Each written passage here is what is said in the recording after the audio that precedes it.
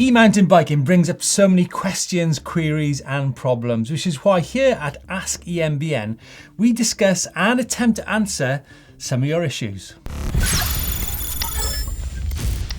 Okay, so let's get into it. We've got one here from Finn Carlin. Ask EMBN, what's the best cheap e-bike? And Steve, I reckon you're a man to speak about that after your recent experiences. Yeah, Finn, that's a very simple answer. Kevin, at £350 is the cheapest e-mountain bike out there.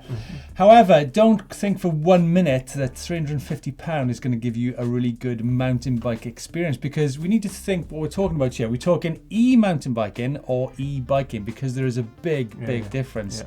Now, recently we took the £350 bike, Kevin, which is a rear hub drive e-bike, took it to the top of Britain's second highest mountain. It got up there, but I can tell you something, you don't want to be coming down off a mountain on a £350 e-bike like that. And even with Steve's skill levels, you know, I heard him screaming. I was a little way in front of him all the way down, but he was screaming, still ringing in my ears. It wasn't a pleasant experience for Steve. The bike was making a hell of a noise. It was pretty horrendous, wasn't it? I think, Finn, to answer your question, what is the cheapest e-bike? Well, it depends where you ride, really. If you simply ride on fire roads and commuting to work on tarmac roads, then something like Kevin, £350, will actually do a good job, because it's got good support.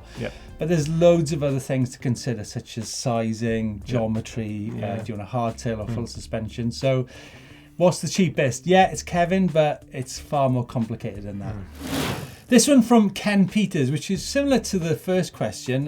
Ken says, would love if you could share some more videos on normal day-to-day use or users of e-mountain bikes. The best bikes for commuting, best bikes for overnight people, best bike below £1,500. You tend to focus only on expensive, extreme stuff. And most people that follow you, I'm sure, would like to see a wider range of e-bikes. Well, again, related to the previous question, it depends really where you ride, Chris, right? Yeah, totally. On this sort of e-biking you're into, you know, for us here on the channel, we're all about mountain bikes, so off-road stuff. We try and create a bit of mixed content, you know, from extreme stuff all the way back to the first time you've ever ridden an e-bike, you know, swinging your leg over it for the first time. So say inspirational videos, relatable videos, that's what it's about for us on the channel. You know, we've got plenty of content from that. You know, we've got Steve going up Snowdon on £350 bike. There's parts of the trail on that mountain where you can actually ride a hardtail, a very, really cheap hardtail. So we're trying to show you the kind of experiences which you could go to on your e-mountain bike. Yeah, and it's showing you the experiences and how far you can push it, and how, you know, all the entry points to the sport. You know, there's lots of different mixing up here on the channel, and I hope you enjoy the content. We've got loads of stuff, so check out the videos below for more of those inspirational stuff. Alexis Hedgerustu, Ask EMBN, can you comment about the headwind? It's the hardest part of the job, honestly. Answering the questions is easy. Can you comment about the headwind effect that Bosch haters seem to go on about regarding the behaviour of Bosch-powered e-bikes once they hit the 25 km/h limit? Is this really an issue, and are all the motors really that different? Yes, all the motors are quite different on so many different levels. Some motors have got different torque levels. Some motors are quieter than others. Some motors, in terms of the software and the display, some are focused more on the ride experience rather than concentrate on the displays on the bike. But when it comes down to that question, what is it like when you get to 25 kilometers an hour? Remember, this varies from country to country as well.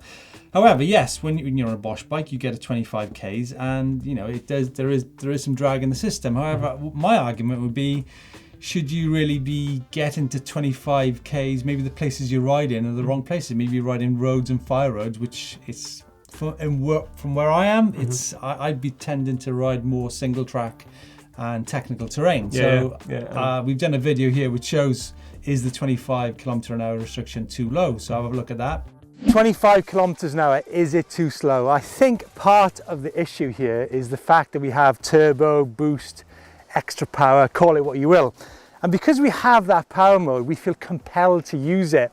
And the thing is, once you do that, it puts things out of perspective rather than into perspective, because once you've been there, you find it quite hard to go back. In fact, I've heard a lot of people say that if e-bikes didn't have turbo mode, they wouldn't be using them.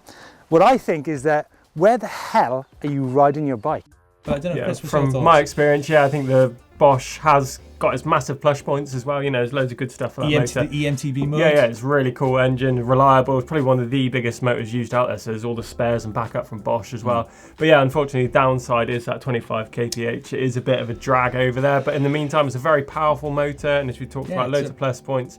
I think if you want to go for other motors, things like Bosch, Yamaha and Shimano, from my experience, are the ones that don't feel as restrictive once you go over that. But as Steve said, if you are... I wouldn't restrict yourself on because Bosch has got some really good points to it. I'd maybe think about where you ride rather than about the restriction. Definitely. Myself. I personally don't really go outside of that limit off-road. If I am on the road and going on smooth trails and stuff, you will exceed it. But that isn't really mountain biking, is it? By motorbike. Yeah, exactly.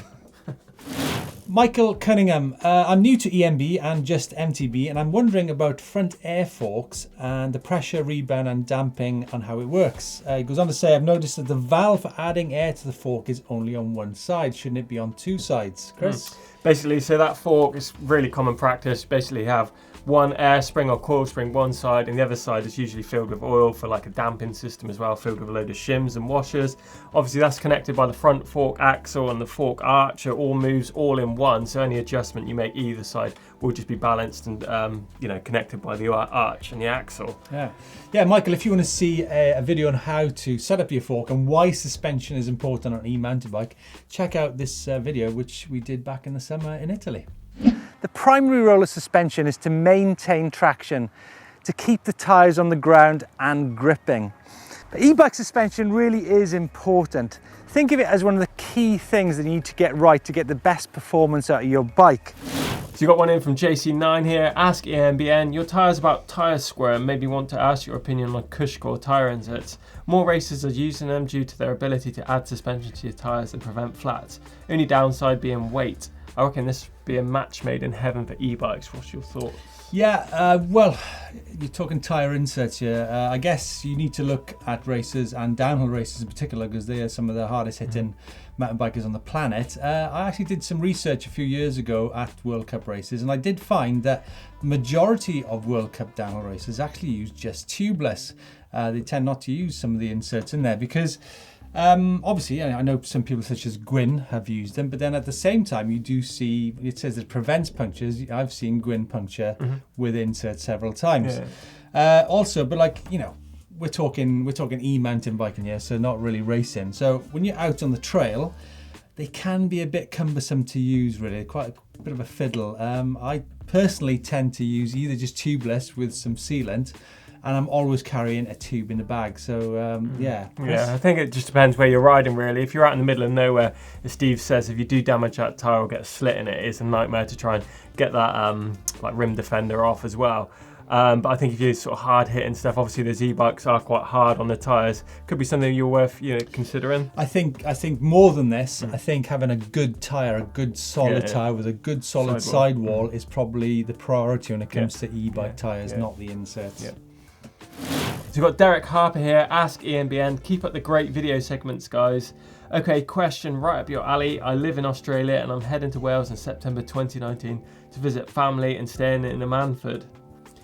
What? A Manford? A Manford? Where's that in Wales? Is that in the Middle East or something? Yeah. Okay, Derek, to help Chris with his local pronunciation, it's actually Ammanford and it's very close to my hometown, so I can help you out with loads of information about that area. Yeah, he's looking for good places to ride and places that hire e-bikes and shipping his own e-bike and battery out is not an option. So riding wise, what have we got? We've got Cwmcarn, we've got Avon Valley, we've got Bike Park Wales, loads of trail centres to go. What about hiring? Yeah, we've got Dean Forest Cycles. They hire out Ghost and Scott e-bikes, whereas Bike Park Wales, they do Trek e-bikes as well. The thing you should probably look into is maybe flying out with your bike, emailing the shop ahead and seeing if they've got a battery and charger that you can use whilst you're out here.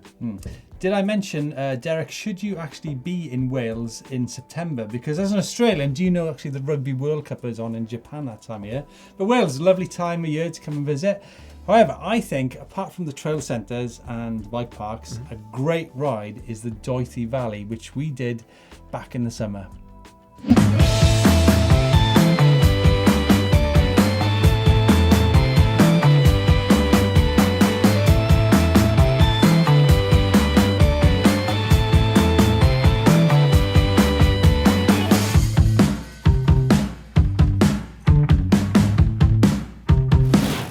Tim Knight, I have had a tyre bead split where it locks into the rim on a 2018 Turbo Levo. What are your thoughts on what has cursed the tyre to split? As I run the tyre 30 psi, the tyre was a Maxxis Minion, but I have had this happen on some Continental tyres on my 29er bike as well. Chris, tyres is on to you, rubber talk. Rubber talk. So yeah, obviously on your e-bike, they get a hell of a lot of beating, especially on the rear. You know, you can lift that front tyre up over obstacles, but that back wheel with all that weight of you and your e-bike smashing through those rocks, it gets quite a hard time. So if you are getting punctures and splits and stuff in your tyres, I'll probably look at either upgrading those tyres who've got like a downhill sidewall, big thick sidewall on those tyres, or just a heavier duty tyre in general. You know, we don't have too many problems, do we, ourselves? Do you know what? I've never had a problem on a 2018 Turbo Levo. Are we talking aluminium rim or a carbon rim? Is it the original rim? Is it the right width rim? What width is the tyre? Yeah, Tim, come back to us a few more details. I think we can answer it probably more depth, right? Yeah, that's right. So you've got Andrew Sieber here. Ask EMBN. Good day, guys. For good battery range, are you better off keeping a lower gear and a higher cadence, or a higher gear and put more power in at a lower cadence? He's on a 2018 Levo and can sort of see advantages both ways, but wonders what your experience has been. Andrew, it's very simple. It depends on the terrain you're riding. In general, it's a higher cadence lower gear is going to have less drain on the battery than pushing a really hard gear, because that's going to have more drain on the battery. However, what I will say is maybe for your own peace of mind, go and do a 1 hour loop in a low gear and go and do it in a high gear as well, and you'll see what effect the battery factors, isn't it? Because the great thing with the Specialized system is you can actually find on the Mission Control app exactly how much battery you're using, so it's a great way to find that answer out for yourself. Yeah, a lot of different apps show you your actual input and the motor's input balanced out over that ride, as Steve's saying. But the ultimate, obviously, range killer is elevation, so it depends on where you're riding as well. So all those factors, lots of different factors affecting that. How much you weigh, surface conditions, tyre choice. Yeah. Oh, so many things. Luke Skywalker. I think he's trying to have us on here, Steve. Luke Skywalker. Is there any motor that disengages completely when pedaling over the 25k limit? I currently have a tie bike Bosch, and over 25k it's like pedaling through treacle. Well, we ride Bosch bikes all the time and don't really get to that situation. I mean, we did the Bosch e-mountain bike challenge in Lake Garda, which was a 1-day event. I think it depends on where you ride, really. Yeah, totally. If you ride if you do mountain biking on technical trails and windy trails, then it's never a problem. I mean, but I guess if you ride in roads and fire roads, it's not brilliant. No. But I'd suggest to me change the riding you do rather than try to pedal above that. Yeah. However, a good thing is it's a really good workout. So for interval training, pedaling a Bosch over 25k is a really good workout. And I think the least resistance is going to come from the Bros, Yamaha and Shimano. I think those are the top sort of motors that sort of give that least resistance when you go over that limit. But I wouldn't let it because there's other things as well. You've got some Bosch bikes that have got really good geometry, looking at moustache bikes, track bikes, high bikes, so don't let the motor put you off what bike you're choosing. They've all got their good and bad points for each motor, for sure. Yeah, an e-mountain bike is not just about the motor. No. So we got this one come in from Nigel Davis. I love the show, but get off the fence. I guess you're funded by manufacturers and you can't give your true opinions on what are the best and worst, etc. Clearly, you guys know what the best e-bike out there is. It's a bit frustrating when you get these PC answers all the time. Whoa. Right. Okay. You want to know what the best e-mountain bike is, Nigel? I can understand. Yeah, you want that simple answer, but it's not really as straightforward as that. I want to just make it clear. First of all, we don't do reviews on eMBN, but what we do is give you as much information as possible so you can make an informed decision. And we do a huge range of videos from everything from tech to setup to places and everything. So what I will say also is we do cater for people who of different ages and abilities and different price points. So we do cover bikes from less than £1,000 up to £8,000 to £10,000. However, to answer your question, what is the best e-mountain bike? I probably would need to know how tall you are, how old you are, what type of riding you do, what kind of travel you need. There's so many variables when it comes to e-mountain bikes: geometry and sizing, suspension design, componentry, price point. And that's before even going into motors. For example, you can have a really good motor, but that bike will be compromised by inadequate geometry and sizing. Yeah. So it's an impossible question to answer. But what I can do is actually, we have done a video on how to buy an e-mountain bike. So maybe you can check that out, but definitely get back to me or Chris with any further questions. So much misinformation, so much peer pressure, which has prevented loads of people from making that massive step which you've got to right now, either onto the internet or indeed to a bike shop to buy your first e-bike. This then is a guide to the next part of your journey: what e-bike to buy. So got this one coming in from Anthony Mole, hashtag Ask EMBN. Who is the best person you have ever raced or worked with? Steve? Wow. Me, obviously. No. Clearly you. It's a difficult question from where I'm sat, because I used to downhill was pretty much my life for 20 years, and I was very lucky to have raced and worked with hundreds of people and athletes and engineers and racers. So I was lucky enough to ride and race with Sam Hill back on my home track back in 2008, which was quite an experience. Working with the French, such as Nico Voulios and Fabien Barel, in terms of the races, they were incredible. Steve Peat, and then younger ones, such as Laurie Greenland, such good fun to have on a road trip. Yeah, definitely. Engineers, Olivier Bossard, which is quite a moment to do some features with them. Massive amount. The Don, Martin Ashton. I could go on and on. And for me, I think the same sort of thing as well. Like, over my career, I've been lucky enough to go to all those places and ride with pretty much all the big names out there in the sport. But I think closer to home, I think probably Sam Pilgrim, especially because he's been keeping up with the e-bike stuff, is one of the guys I like to work with. Good fun vibes, hell of a rider, pushing the limits, and just keeping it real every day. Nice guy, I think that's got to be my top guy to work with. Yeah, nice question, Anthony. Nice question. Oh, love the Ask EMBN. So many great questions and answers, particularly from that Australian who's thinking about coming over to Wales in 2019. Yeah. Don't forget to check out the Dorothy Valley experience if you want to go on those big adventures. Yeah, also check out the suspension setup techniques as well. It's a cool video from Steve. Yeah.